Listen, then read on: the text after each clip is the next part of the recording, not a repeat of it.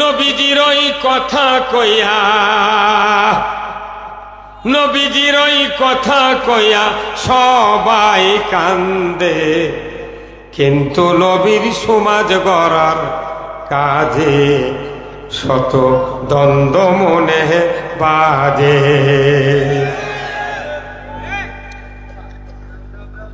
নবীর কথা শুনতে ভালো, নবীজির আদর্শ ভালো, বক্তৃতার বিবৃতিতে সবাই বলতে পারে আহ দয়ার নবীরে সোনার মদিনা ইস কতক্ষণ দেখা। সেই আদর্শে ব্যক্তি জীবন রাষ্ট্র গড়ার কাজে পিত্ত দলে ছেঁচেতে করে, পিত্ত দলে ছেঁচেতে করে বকে আজে বাজে, কিন্তু নবীর সমাজ গড়ার কাজে শত দ্বন্দ্ব মনে বাজে। সব শুনতে রাজি, কোরআনের রাষ্ট্র ব্যবস্থা শুনতে রাজি। আল্লাহ রাব্বুল আলামিনের হাবিব খুতবাতুল আহকামের সানি খুতবায় রসুলের একটা হাদিস অ্যাড করে দেওয়া হয়েছে। আল্লাহর নবী বলছেন, ওয়া সুলতানু জিল্লুল্লাহি ফিল আরদি মান আহানা সুলতানাল্লাহি ফিল আরদে আহানাহুল্লাহ। আমার আল্লাহর নবী বলছেন, ন্যায়পরায়ণ শাসক আল্লাহর ছায়া সদৃশ্য। যদি কোন আল্লাহু আকবার। ন্যায়পরায়ণ শাসক কার ছায়া? আল্লাহর ছায়া। বট গাছের ছায়ার ভেতরে যেরকম মানুষ শান্তি পায়, পথিক প্রখর রৌদ্র থেকে এসে যখন দাঁড়ায় শান্তি পায়, বসলে শান্তি পায়, শুলে শান্তি পায়, কথা ঠিক কিনা? দৌড়ালে শান্তি পায়, ছায়ার যদি করে শান্তি পায়। আল্লাহর নবী বলেছেন, ন্যায়পরায়ণ শাসক, কোরআন দিয়ে যে রাষ্ট্র চলে এটা ন্যায়পরায়ণ রাজ্য। আর এই ন্যায়পরায়ণ শাসক যিনি কায়েম করবেন, আমার আল্লাহ বলেছেন এটা আল্লাহর ছায়া সদৃশ্য, আরাম পাবে তারা। আর এই ন্যায়পরায়ণ শাসক কায়েমের যারা বিরোধিতা করে তারা যেন স্বয়ং আল্লাহর বিরোধিতা করল। এই কথা কেসব বুঝে দিলেন না এতদিন? খালি আরবিটা খালি কচু কেটে দিলেন, কিন্তু মানে কয় না। কথা কন, ন্যায়পরায়ণ শাসক কায়েম করা, যদি কেউ বিরোধিতা করে সে যেন আল্লাহর বিরোধিতা করলো। আল্লাহর বিরোধিতা করার পর কুরবানি, উমরা, হজ, তাহাজ্জুদ কিছু কবুল করবে? করবে? তাহলে সব ইবাদতের মূল চাবিকাঠি কবুলের জন্য ইসলামী রাষ্ট্র। রাজি আছেন? কারা কারা দুহাত একটু তুলে দেখান। লিল্লাহি তাকবীর, নারায়ে তাকবীর। আল্লাহ তুমি কবুল করো, এই হাত দিয়ে তুমি ইসলাম বিজয় করো। কতক্ষণ? আমার সোনার মহিনা পাখি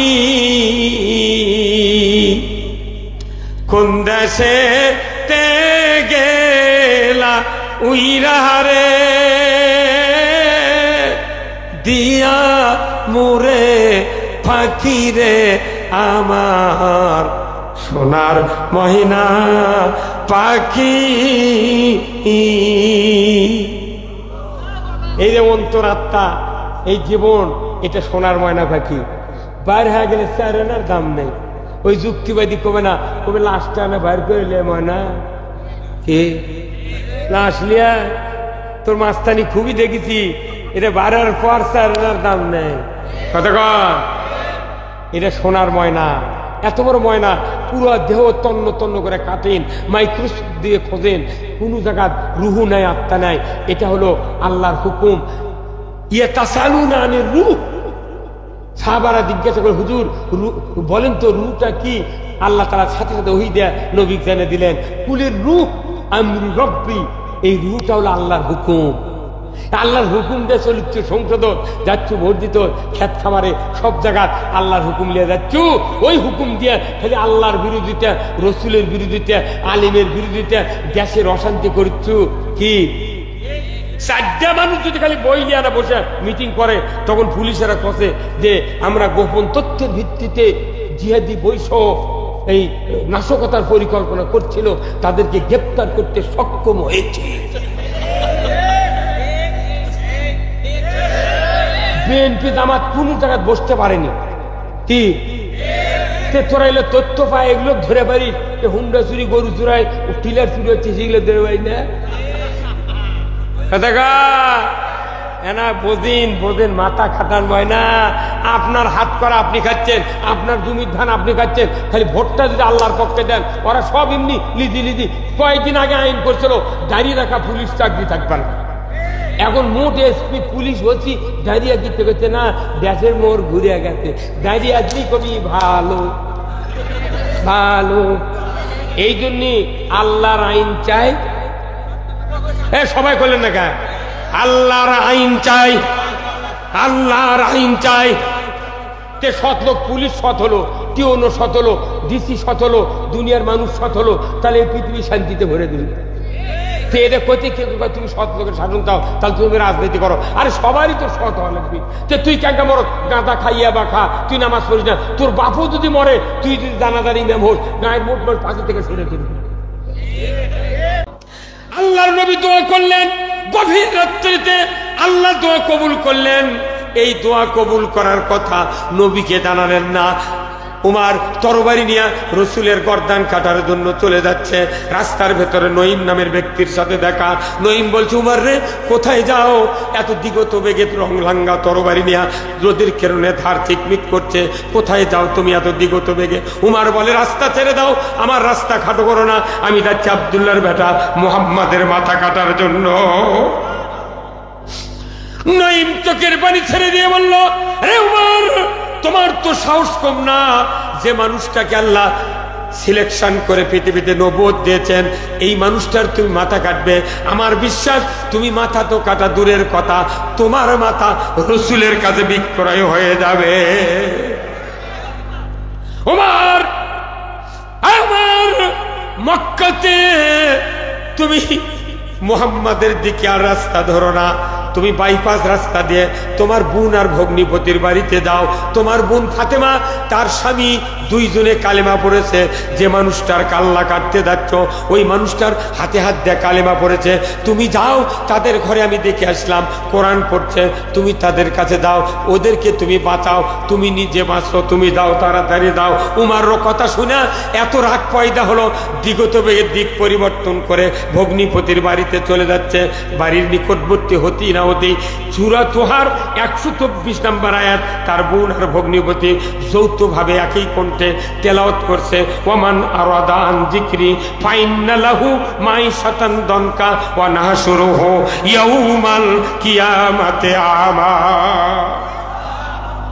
ওমর ফারুক তার বোন ভগ্নিপতি তেলাওয়াত করছে। আরবের লোক অর্থ বোঝার লাগে না, সাথে সাথে বুঝতে পেরেছে। উমার বুঝতে পেরেছে এই কোরআন আল্লাহর নসিহত, এই আল্লাহর জিকির, এই কথা যদি কেউ শোনার পরে, এই বক্তব্য শোনার পরে অ্যাবাউট টান হয়, বিপরীত মুখ দিয়ে যদি হাঁটতে থাকে, কোরআনের পক্ষে যদি না চলে, আমি আল্লাহ বলে দিচ্ছি তোমাদের জীবিকা আমি সংকীর্ণ করে দেব, আর কিয়ামতের ময়দানে অন্ধ করে উঠানো হবে। এই কথা শোনার সাথে সাথে উমারের কলিজায় রক্তক্ষরণ শুরু হয়ে গেল। এত বড় সাহস! আমার বোন ভগ্নিপতি আবু মুহাম্মাদের আল্লাহর হেদায়েত মেনে নিল, এটা হতে পারে না।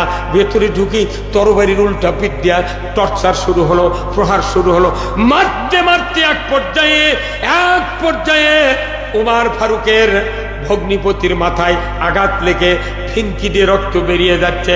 ফাতেমা বোন উমারকে জড়িয়ে ধরে বলে, ভাই রে, তোমার কি দয়া হয় না?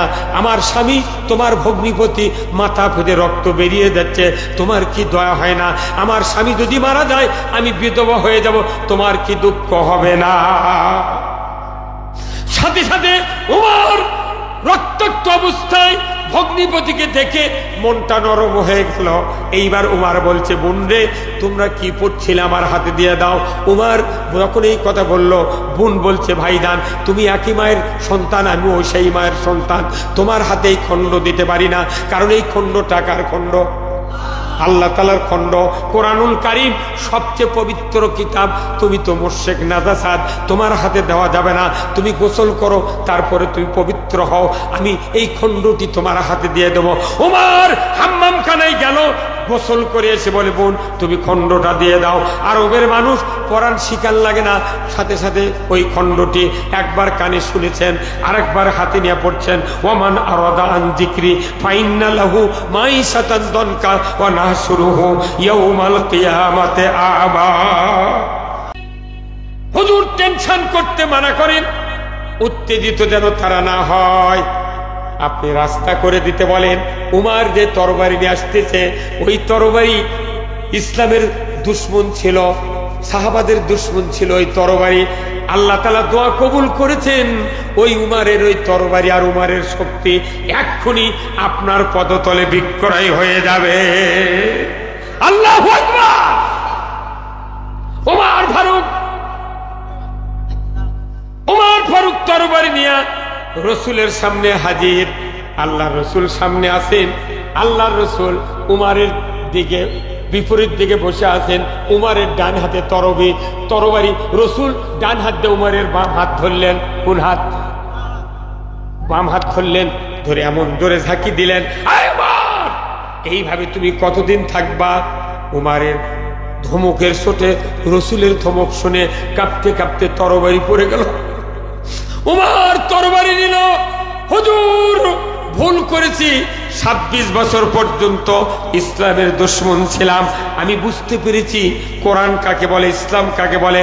আর নয় হুজুর, আপনি আর দেরি করেন না হুজুর, এক্ষুনি বেলা 11:15 বাজে, আমাকে কালেমা পড়ে ইসলাম গ্রহণ করার সুযোগ করে দেন।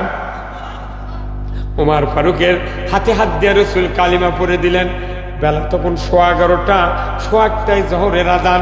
উমার ফারুক বললেন, হুজুর একদিন সন্ধ্যায় আপনি কালিমা পড়ানোর পর একজন সাহাবীকে নিয়ে সন্ধ্যার সময় নামাজ পড়তে চাইছিলেন কাবার মাথা হয়ে, কিন্তু আবু জেহেল একটা উটের পচা ভুনিয়ে আপনার মাথায় দিয়েছিল। হুজুর গো, ও হুজুর, আমি এর বিরোধিতা করেছিলাম, তবে এক্ষুনি ঈমান এনেছি। আর মাত্র কয়েক মিনিট পর আপনার মসজিদে আজান হবে, 2.5 ঘন্টা পর। হুজুর আপনি চলেন, আমি সামনে যাব, আজান দেব, নামাজ পড়ব, দেখি কোন বাপের বেটা আমার কাছে আসে, আমার সামনে আসে। হুজুর বললেন, উমর রে, তুমি মাত্র 2.5 ঘন্টার ঈমান আনা মানুষ, তুমি খবরদার গন্ডগোল বাজায় না, আমরা যাব না মক্কার কাবাতে যতক্ষণ বিজয় না হবে ইসলাম। উমর ফারুক বললেন, এই যে তরবারি বের করলাম, খাপে ঢুকবে না। যদি কেউ আপনার সামনে আমার সামনে আসে, সেজন্য স্ত্রীর নাকের ফুল খুলে থুয়ে আসে, সেজন্য সন্তানদেরকে এতিম বানায় থুয়ে আছে। হুজুর গো, আল্লাহর ইজ্জতের কসম, আমি সামনে যাব, পেছনে পেছনে আছে, এমন কোনো শক্তি নাই। উমারের কাছে আইসা দাঁড়া। উমার সামনে যাচ্ছেন, রসুল সাহাবাদের কিনে চলে যাচ্ছেন। মাথা পার হয়ে গেল, সাফা মারোয়া পার হয়ে গেল। রসুল উমার বললেন, হুজুর আমি তো জিন্দেগিতে আজান দেই না, আমি একটু আজান দেব। সাহাবারা যখন একজোটে মক্কার মাথাবে ঢুকছেন, কাফেরেরা তখন বলছে, হে আবু জেহেল, ওই হাতিমের লাইব্রেরিতে তারা ছিল, তারা বলছে এই যে উমর তো কাল্লা কাটতে গেল, কিন্তু এখন দেখি সে তাদেরকে ডেকে নিয়ে আসতেছে, ব্যাপার কি? তখন আবু জেহেল বলতেছে, কি এনে কাটবি, মক্কাতে এনে কাটবি, কাবার সামনে কাটবি। তখন ওই পাগলেরা তাই বুঝে পারবে নেতা কি করছে না করছে। হ্যাঁ, ওই ওবায়দুল কাদের হলো যে আজ এইবার যদি তোরা ভোটে পাস না করো, 5 লাখ লোক একদিনে মরে যাবে। আচ্ছা 5 লাখে 500 মরছে, 150, 5 জন, কেউ মরেনি। বুঝছে মিথ্যা কথা কা? এই আওয়ামী লীগের ছোট ছোট নেতাগুলো বাংলায় তরঙ্গা বানাতো। তুই এত বড় যৌন দরদি, তুই পলে গেলে এরকম লিয়ে গেল না? আওয়ামী লীগের ভাই করে গেলে আমরা এই দেশে ইসলাম কায়েম করবো, বিএনপিদেরকে নিয়ে ইসলাম কায়েম করবো। কাউকে ওপর হিংসা নাই, সবাই ভোট দেবে, ইসলাম বিজয় হয়ে যাবে। তুই এত বড় দরদ আনিসুল হক খুব ধরিতে, তুই চলে না, তুই আবার ওই সালমানক দেখে দিলু। তার মানে এরা কত আমি মরবো, তুই বাঁচবো? কি কি গাদ্দার বারে, হ্যাঁ বোঝে না। আসলে আমি তো ওর বিরুদ্ধে, এই সাধারণ একটা মানুষের বিরুদ্ধে আমি কথা কই না, 2-1টা নেতার কথা না কইলে সমস্যা। কি কথা ঠিক কিনা কথা কন? এখন শোনেন, উমর ফারুক ওই নিয়ে যাচ্ছে, দেখে কাফেরেরা জিজ্ঞাসা করছে যে হুজুর, নেতা করছে হুজুর, আবু জেহেল হুজুর করছে, পাচ্ছি নেতা কি তেলবাজি। হ্যাঁ কি তেলবাজি, বাপরে উমুকের গান, উমুকের ভালোবাসা, কি এগুলা করে তখন করতে। আচ্ছা তুমি না করলে 100 উদ্যম তুই কাটিলে কাল্লা, তুই কাটিলে আসে কা আবুদের উদ্দিস বুদ্ধি দাবা করছে, এটি আনে কাটতি পাগল। কিছুক্ষণ পর উমার বলছে, রাসূল মুহাম্মদ, ও দরদি নবী, 2.5 ঘন্টা আগে আমি ইসলাম গ্রহণ করেছে, আমি জিন্দেগিতে অজু করতে পারি নাই, অজু শিখায়া দেন। ও রসুল, আমি আজান দিতে পারি না, আজান শিখায়া দেন। উমার ফারুক পাহাড়ে উঠে আজান দেওয়া শুরু করলেন। এই উমারের গলার আওয়াজ শুনে আবু জাহেলের চেলা চামুন্ডারা করছে, এটি এনে জব করবিতে, উই তো আজান দিচ্ছে, ওটা তো উমারের গলা। এই গায়ের একটা ভালো শিক্ষিত আলেম যদি এই গ্রামের মসজিদে আজান দেয় মাইকে, এই গায়ের 12 আনা মহিলা পুরুষ কবি, এটা উমুকের ব্যাপার কে ভাই পরিচয় গলা লয় তো উমার কি আমাকে লানি পনিতি নেতে মানুষ? যে লোকটা রাস্তা দিয়ে হেঁটে গেছে 40 দিন শয়তান হাঁটেনি, তাহলে ওই কি মরদা ছিল? সেই উমার আজান দিতে তখন মক্কার মোট মানুষ কষে কেন তুই উই তো বলু যে এটি এনে কাটবি, তো উই আবার আজান দিচ্ছে। তখন করছে যে তাহলে কাবা ঘর তো দখল করবি রে, বাধা দিন। তখন ওই আবু জেহেল করছে পারি যা, কারণ উমর কাছে ঘোষণা দিচ্ছে লাখের ফুল খুলে টাকা লাগবে আর 16 গিতিম বানার লাগবে, ওই ভয়ে ওই আর ব্যবসা কথা কয় মানুষ একজন ইমান আনছে 2.5 ঘন্টা আগে, একটা কাপের দেওয়ার সাহস পায়। তার সে যোগ্যতা আপনাদের বেশি, তার চেয়ে একটা ফকিন্নির ভোটের যে দাম, একটা অফিসারের ভোটের সেই দাম। এই বাংলাদেশে যত ভোট যারা নেয়, যারা ভোট নেয়, একটি অফিসার বড় বড়, তারপর পুলিং প্রিজাইডিং যত সেনাবাহিনী, আনসার, পুলিশ, এরা কোনোদিন ভোট দেয় না, এরা ভোট দেয় না, সরকারি ভোট দেয় না, কিন্তু আমাদের সাধারণ মানুষের ভোট দিয়ে খালি ওরকেরই বেতন বাড়ায়। আমাদের একটা কথা কয় না রে, আমরা কিনে খাই পেঁয়াজ 200 টাকা, আমরা লাগে আমরা 100 টাকা কেজি আলু খাই, আমরা পেঁয়াজ খাই 200 টাকা, আর ওরা ওর করে বস্তা বস্তা পেঁয়াজ কাউরান বাজারতে এমনি ফ্রি দিয়ে আছে, তুই পেঁয়াজ ভাইজা খা। আর আমাকে করছে তুই শরবত করে ওই ইয়ে চাপ দিয়ে তরকারি আনবে।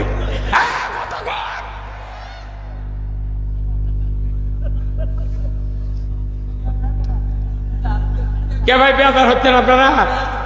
হ্যাঁ, দুঃখ আছে, দুঃখ আছে। এদের তো আপনারা তো কোনদিন আমাকে দেখেননি, দেখেছেন? আল্লাহ যদি বাঁচিয়ে হয় ইফতার মাহফিল করা লাগবে, এটি একটা। এইবার রোজার মধ্যে আমি ওই জাকির ভাই বলে দিচ্ছি, একটা ইফতার মাহফিল করা লাগবে। এটি আপনাদের প্রত্যেক মানুষের 300 করে টাকা দেওয়া লাগবে। এটি একটা গরু জব করে ইফতার মাহফিল হবে 10টার থেকে শুরু। আমি আজ আল্লাহ বাজার চলে ইফতার মাহফিলে বক্তৃতা হবে, দুপুরের পর থেকে বক্তৃতা আমি শুরু করব, আসর পর্যন্ত বক্তৃতা করে সবাইকে এমন বিরিয়ানি দেওয়া হবে আর ইফতারি দেওয়া হবে জীবন শান্তি, কোটি কোটি সওয়াব হবে ওগুলা। এই বক্তৃতা এগুলো আমি বক্তৃতার বিরুদ্ধে, সবার বিরুদ্ধে, কিন্তু মানুষকে এইগুলো না করলে মানুষের ইমান ঠিক থাকে না। আপনাকে বাড়ি চুলা নেয়, এতে মা বোনেরা চুলা ভাত পাকে না ভাই, ওই ধান সেদ্ধ করে না, বাঁশ লাগাতেছে, খড়ি লাগাতেছে। খড়ি কি খালি জলে মধ্যে মধ্যে তুষ দেওয়া লাগে না? তো এই যে সারা বছর বাদ বক্তৃতা নেয়, আমাকে বছর অন্তর টাকা দিয়ে ডেকে নিয়ে আসে ওই খড়ি আপনারা লাগিয়ে দিচ্ছেন, আমরা এসে তুষ দিয়ে চলে কথা। এখন এই তুষ আর কয়দিন চলে? আজ আমি তুষ দিল, আবার রোজার মধ্যে তুষ দেবো। এই কতক্ষণ প্রতি মাসে মাসে এরকম সভা করা লাগবে। জনগণকে এবার জাগাতে হবে, 16 বছরের কাজ 17 মাসে করা লাগবে। এই ভাই কত কয় মাসে? টাকা দরকার, জীবনের শ্রম দরকার। প্রত্যেক বাড়ি বাড়ি দাওয়াতি কাজ করবেন। আল্লাহর আইন চাই, সৎ লোকের শাসন চাই। সৎ লোককে তুই বানা, বলছে সৎ লোককে তুই তুই ভালো হয়, তুই ভোট দেবো না। যদি বা সৎ লোককে তুই রে, তুই ভোট দেয় না, তুই কি দেবো ভোটায় কত কনে গা? এলে বেলের মার দেওয়া লিখবা না।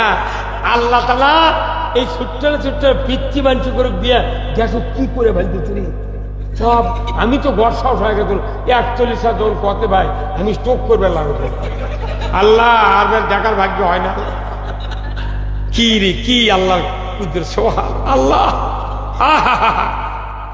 কত কত আমার জেলখানা ধরে নিয়ে গেল একজন সবার থেকে বুঝছেন ধরে নিয়ে যা আমার মাথা তার চুল দেখছেন চুল দেখছেন হাতি বান্ধে ছিল উগ্র একবার করে আর তারপরে মুরাদের মাথা রোদ লেগে চকচক করিচ্ছে এখন আমার করছে জেলখানা ঢুকেছি জেল গেট দিয়ে ঢুকেছে ঢুকে আমার বক্তৃতার সময় তো চুল বড় হয়ে গেছে বুঝছেন তা আমার করছে জেলখানারও এক পুলিশ করছে হুজুর টুপি খোলেন টুপি খোলন কি কও করছে চুলে তেন হাত দিয়ে বাড়ি দাও কে করছে গাঁদার পুলে দুধ থাকে কেন অকবাসে ছ যাবি কেরা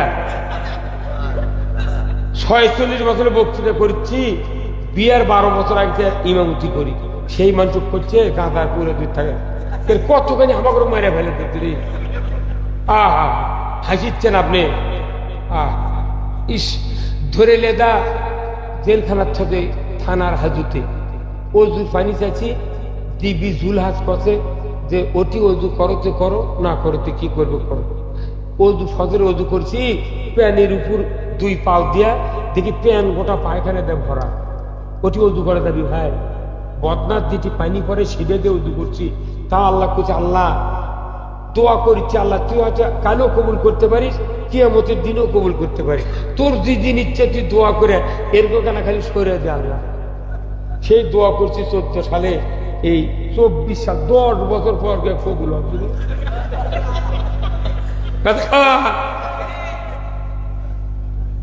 মানে আপনারা বাড়িতে যাবেন আপনার বাড়িতে যাবেন আপনাদের স্ত্রীদেরকে আমার সালাম দেবেন আমার জন্য দোয়া করতে বলবেন আমি আপনার জন্য দোয়া করবো তাহাজ্জুদ করে আল্লাহ যেন এই মোহনপুরের এই পানের বিখ্যাত এলাকাকে আল্লাহ যেন জান্নাতের জন্য কবুল করেন আর এ দেশে ইসলাম যদি কায়েম না করেন আর কোনো পথ নাই যদি এইবারকার নির্বাচনে ইসলাম আমরা বলতেছি যে বিএনপি তুমি 100 লাও 6টা ইসলামী দল 200 লাও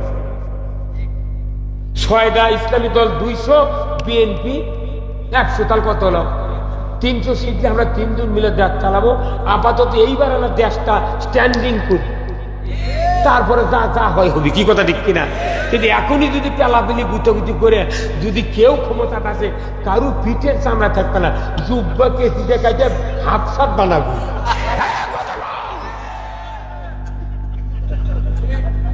কি ভাই যে আওয়াজ শুনে ওরে মুসলমান ভাই কাঁপিত কাফিরও বেঈমান জোরে কান মারহাবা দাউরে সে হুঙ্কার কররে তুল পার পাপে দুনিয়া ভেঙ্গে কররে চোরমার বীর মুসলমান ধরো আল কুরআন ফিরায়া আনো সেই হারানো সম্মান বীর মুসলমান আমরা বীরের যা এই যে সোনার টুকরের যুবকেরা এক যুবকের সাথে 20টা করে ভোট আছে আপনি জান্নাতে যাবেন ওই কাফেরের মতো কালেমা পড়ে জান্নাতে চলে গেছে নামাজ পড়া লাগবে আর 1200 বছর নামাজ পড়ে ইসলাম কায়েমের কথা বলে মুন্সিরা তেরে হয় না গাড়ি ওই তোরা সেই উমর হচ্ছে বাটাম যদি না ফাটায় কি করছে